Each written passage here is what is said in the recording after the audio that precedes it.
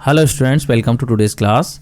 तो स्टूडेंट, आज की इस वीडियो में हम डिस्कस करने वाले हैं क्लास 8 के कंप्यूटर के चैप्टर 6 के क्वेश्चन आंसर्स को, जो कि है links and frames in HTML5। तो इस चैप्टर को जो मैं आपको ऑलरेडी एक्सप्लेन कर चुका हूं। अगर आप लोगों ने इस चैप्टर की एक्सप्लेनेशन वाली वीडियो नहीं देखी है तो उसको आप लोग देख लेना। उस वीडियो का जो लिंक है वो इस वीडियो के डिस्क्रिप्शन में मैं डाल दूंगा, तो उसको आप लोग चेक कर लेना। तो चलिए आज की इस वीडियो को स्टार्ट करते हैं और डिस्कस करते हैं इस चैप्टर के क्वेश्चन आंसर्स को। तो सबसे पहले हम डिस्कस करेंगे इस चैप्टर के सेक्शन ए को, जिसमें कि फिल इन द ब्लैंक्स हैं। तो चलिए यहाँ पे डिस्कस कर लेते हैं। तो यहाँ पे देखिए 5 क्वेश्चंस हैं। तो बात करते हैं पहले वाले क्वेश्चन की। इसमें बोला जा रहा है dash can be defined as a linking on the various web pages together. कहने का मतलब है कि उस चीज को क्या बोलते हैं जिसकी हेल्प से हम लिंक करते हैं वेरियस वेब पेजेस को। तो इस चीज को बोला जाता है हाइपर लिंकिंग। यहाँ पे आ जाएगा हाइपर लिंकिंग। बात करते हैं क्वेश्चन नंबर 2 की। इसमें बोला जा रहा है when one part of web page is link to another section of the same page it is called the dash linking. मतलब कि किसी वेब पेज के एक सेक्शन को उसी वेब पेज के दूसरे सेक्शन से जब हम कनेक्ट करते हैं या फिर लिंक करते हैं तो इस टाइप की लिंकिंग को क्या बोला जाता है। तो यहाँ पर आ जाएगा, इसको बोला जाता है इंटरनल लिंकिंग। बात करते हैं क्वेश्चन नंबर 3 की। इसमें बोला गया है the dash tag is used to insert an audio file in a web page. भाई कौन से टैग का यूज किया जाता है ऑडियो को इंसर्ट करने के लिए वेब पेज पे। तो इसका आंसर हो जाएगा ऑडियो टैग। इसको जो है मैंने आपको प्रैक्टिकली करके दिखाया भी था। बात करते हैं क्वेश्चन नंबर 4 की। तो इसमें बोला गया है dash allow multiple HTML document to be presented as independent window within one browser window। तो कहने का मतलब है कि क्या चीज़ होती है जिसकी हेल्प से आप मल्टीपल वेब पेज को एक ही विंडो के अंदर डिस्प्ले करा सकते हैं। तो इस चीज़ को हम बोलते हैं फ्रेमिंग। तो HTML में फ्रेम जो है वो आपको ये फैसिलिटी प्रोवाइड कर देते हैं। तो यहाँ पे आ जाएगा फ्रेम। बात करते हैं क्वेश्चन नंबर 5 की। इसमें बोला गया है the dash tag is use to mark the text as a hyperlink. मतलब कि कौन से टैग की हेल्प से आप जो है टेक्स्ट को एज अ हाइपरलिंक मार्क करते हैं। तो यहाँ पे आ जाएगा ए टैग। जो एंकर टैग होता है उसकी हेल्प से हम क्या करते हैं, टेक्स्ट को एज अ हाइपरलिंक सेट कर देते हैं। तो इस तरीके से ये हो गया इस चैप्टर का सेक्शन ए कंप्लीट। अब बात करते हैं इस चैप्टर के सेक्शन बी की, जिसमें कि यहाँ पे ट्रू फॉल्स हैं। तो चलिए इनको भी डिस्कस कर लेते हैं। तो बात करते हैं पहले ट्रू फॉल्स की।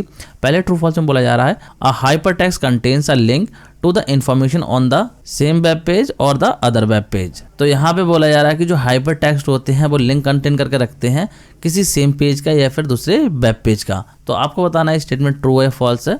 तो देखिए ये स्टेटमेंट है बिल्कुल ट्रू। यहाँ पे आ जाएगा आपका ट्रू। बात करते हैं क्वेश्चन नंबर 2 की। A link can be displayed as a button in a web page. भाई एक वेब पेज पे आप लिंक को एज अ बटन भी डिस्प्ले करा सकते हैं। तो ये स्टेटमेंट ट्रू या फॉल्स है। तो देखिए ये स्टेटमेंट भी क्या है, ट्रू है, क्योंकि मैंने आपको जो है लिंक को बटन की तरह डिस्प्ले करा के दिखाया था। तो इसलिए इसका आंसर भी आ जाएगा ट्रू। बात करते हैं क्वेश्चन नंबर 3 की। इसमें बोला जा रहा है any image can be use as a hyperlink to another document. कहने का सिंपल सा मतलब है कि जो इमेज होती है उसको भी आप एज अ हाइपरलिंक यूज कर सकते हैं। तो ये स्टेटमेंट ट्रू है फॉल्स है। तो ये स्टेटमेंट भी ट्रू है। देखिए मैंने आपको इमेज पे भी लिंक लगा के दिखाया था, तो इसीलिए इसका आंसर भी आ जाएगा ट्रू। बात करते हैं क्वेश्चन नंबर 4 की। तो इसमें बोला जा रहा है you can insert an audio clip और any audio file in the web page with the help of audio tag. तो इस क्वेश्चन में बोला जा रहा है कि जो ऑडियो टैग होता है उसकी हेल्प से आप क्या कर सकते हैं, अपने वेब पेज पे किसी भी ऑडियो फाइल को या फिर ऑडियो क्लिप को इंसर्ट कर सकते हैं। तो ये स्टेटमेंट भी क्या हो जाएगा, ट्रू हो जाएगा, क्योंकि ऑडियो टैग का काम यही होता है। तो इसीलिए इसका आंसर भी आ जाएगा ट्रू। बात करते हैं क्वेश्चन नंबर 5 की। इसमें बोला गया है frame can be created using the I frame tag. तो कहने का मतलब है जो हम फ्रेम क्रिएट करते हैं वेब पेज पे वो आई फ्रेम टैग का यूज करके करते हैं। तो ये स्टेटमेंट भी जो है आपका ट्रू है और इसका आंसर भी हो जाएगा यहाँ पे ट्रू। तो इस तरीके से ये कंप्लीट हो गया इस चैप्टर का बी सेक्शन, जिसमें कि सारे के सारे जो क्वेश्चंस थे उनके आंसर ट्रू थे। अब बात करेंगे इस चैप्टर के सी सेक्शन की, जिसमें कि यहाँ पे एप्लीकेशन बेस्ड क्वेश्चंस हैं। तो चलिए डिस्कस करते हैं पहले एप्लीकेशन बेस्ड क्वेश्चन को। तो यहाँ पे देखिए बोला जा रहा है Rohan want to divide a web page into 4 sections, which tag should he use to accomplish this. तो यहाँ पे सिंपली बोला जा रहा है कि जो रोहन है उसको वेब पेज को 4 सेक्शंस में जो है डिवाइड करना है। तो कौन सा टैग का यूज करके वो इस काम को कर सकता है। तो इसका आंसर बहुत सिंपल सा हो जाएगा, वो यूज करेगा आई फ्रेम टैग का, क्योंकि वहाँ पे जो है उसे क्रिएट करने हैं फ्रेम्स। और मैं आप लोगों को ऑलरेडी बता चुका हूँ कि जो फ्रेम क्रिएट होते हैं वो होते हैं आई फ्रेम टैग की हेल्प से। तो इसीलिए इसका आंसर हो जाएगा आई फ्रेम। बात करते हैं अगले क्वेश्चन की। तो नेक्स्ट क्वेश्चन में बोला गया है Vikram is creating a website in which he want to use different images as a link to the web pages. He also interested in adding some video clips in his website. Can you suggest him the required tag to include the said element in his website. तो कहने का मतलब है कि जो विक्रम है वो website को क्रिएट कर रहा है और उस वेबसाइट पर उसे क्या करना है, इमेजेस पे जो है दूसरे वेब पेजेस के लिए लिंक सेट करने हैं और साथ ही साथ उसे जो है वहाँ पे वीडियो क्लिप को भी ऐड करना है। तो इस काम के लिए आपको बताना है कि उसे कौन कौन से टैग्स की रिक्वायरमेंट होगी। तो यहाँ पे बात कर लेते हैं इसके आंसर की। तो देखिए जो इमेजेस पे लिंक लगाएगा उसके लिए उसे जरूरत होगी इमेज टैग की और ए टैग की, मतलब कि जो एंकर टैग होता है उसकी रिक्वायरमेंट होगी। तो इन दो टैग की हेल्प से क्या कर सकता है, वो इमेज पे लिंक सेट कर सकता है। इसके अलावा बोला गया है कि वीडियोस को भी उसे इंसर्ट करना है, तो वीडियो को इंसर्ट करने के लिए उसे जरूरत होगी वीडियो टैग की। तो बहुत ही सिंपल सा क्वेश्चन था, तो ये हो जाएगा इस क्वेश्चन का आंसर। अब हम डिस्कस करेंगे इस चैप्टर के सेक्शन डी को, जिसमें कि है यहाँ पे मल्टीपल चॉइस क्वेश्चंस। तो चलिए इनको भी डिस्कस कर लेते हैं। तो यहाँ पे बात करते हैं पहले क्वेश्चन की। पहले क्वेश्चन में बोला जा रहा है the dash attribute of tag defines the document to which the link leads. तो कहने का मतलब है यहाँ पे कौन सा एट्रीब्यूट है जो डिफाइन करता है उस डॉक्यूमेंट को जिसपे कि लिंक लग रहा है। तो यहाँ पे ऑप्शन है ए हर्फ, बी एसआरसी, सी रेफ। तो बात करें इसके करेक्ट आंसर की, तो इसका करेक्ट आंसर हो जाएगा ए हर्फ। हर्फ एट्रीब्यूट क्या करता है, डिफाइन करता है उस डॉक्यूमेंट को जिसके लिए लिंक लग रहा है। बात करते हैं क्वेश्चन नंबर 2 की। क्वेश्चन नंबर 2 में बोला जा रहा है a dash URL point to a file within a website. तो यहाँ पे अगर हम बात करें तो ऑप्शंस हैं ए एब्सोल्यूट, बी रिलेटिव और सी है इंटरनल। तो इसका करेक्ट आंसर हो जाएगा आपका बी रिलेटिव। बात करते हैं क्वेश्चन नंबर 3 की। इसमें बोला गया है which of the following specify the colour of a link when it is clicked. मतलब कि नीचे दिए गए ऑप्शंस में से कौन स्पेसिफाई करता है लिंक के कलर को जब उस पर क्लिक किया जाता है। तो ऑप्शंस हैं विजिटेड, होवर एंड एक्टिव। तो यहाँ पे अगर हम बात करें तो इसका करेक्ट आंसर हो जाएगा आपका एक्टिव।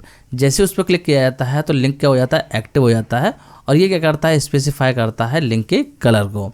बात कर लेते हैं क्वेश्चन नंबर 4 की। क्वेश्चन नंबर 4 में बोला गया है the dash attribute of tag plays the audio file automatically when the web page is loaded. मतलब कि कौन सा एट्रीब्यूट जो है वो आपकी ऑडियो को ऑटोमेटिक प्ले कर देता है जैसे ही वेब पेज लोड होता है।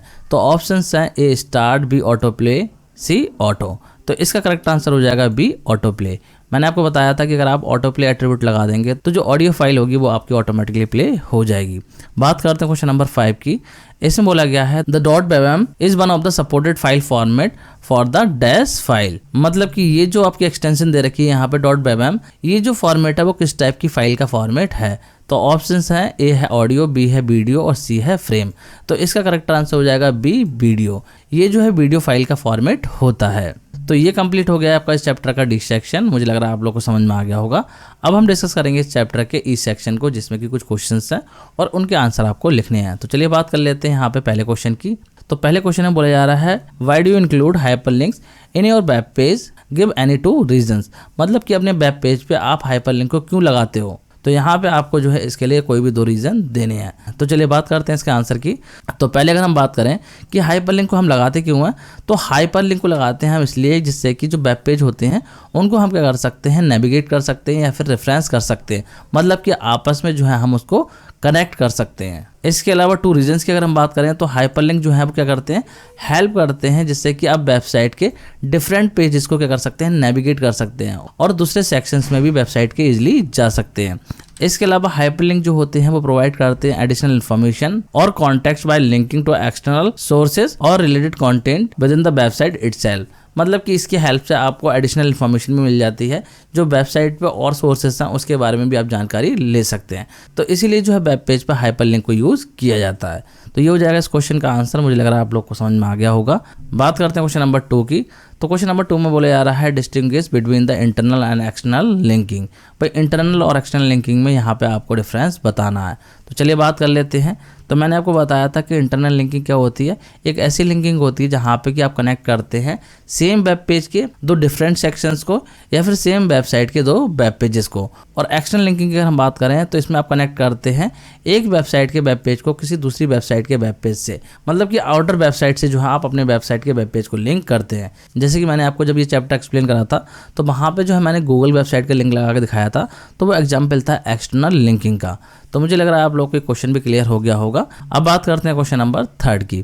तो यहाँ बोला जा रहा है describe the use of the anchor tag, give syntax. मतलब कि आपको डिस्क्राइब करना है एंकर टैग के यूज़ को और उसका सिंटैक्स भी आपको यहाँ पे लिखना है। तो चलिए बात करते हैं इसके आंसर की। तो ये रहा इस क्वेश्चन का आंसर।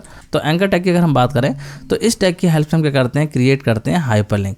मतलब कि जो वेब पेजेस होते हैं उनको आपस में लिंक करने के लिए एंकर टैग का यूज़ हम करते हैं। और इस टैग का जो है हर एट्रीब्यूट होता है जिसकी हेल्प से आप क्या करते हैं, यूआरएल को स्पेसिफाई करते हैं। और इसके सिंटैक्स की अगर हम बात करें तो इसका सिंटैक्स इस तरीके से रहेगा, आप लिखेंगे ए हर्फ, उसके बाद यूआरएल देंगे जिसको कि आपको लिंक करना है, और उसके बाद में देते हैं आप वो टैग्स जिसपे कि आपको लिंक लगाना है। फिर आप जो है यहाँ पे एंकर टैग को क्लोज कर देते हैं। तो इस तरीके से इसका सिंटैक्स रहता है। तो मुझे लग रहा है आप लोग को क्वेश्चन भी क्लियर हो गया होगा। बात करते हैं क्वेश्चन नंबर 4 की। क्वेश्चन नंबर 4 में अगर हम बात करें तो यहाँ बोला जा रहा है, list the tags that you use to include audio and video clips, also give the syntax and attribute of these tag.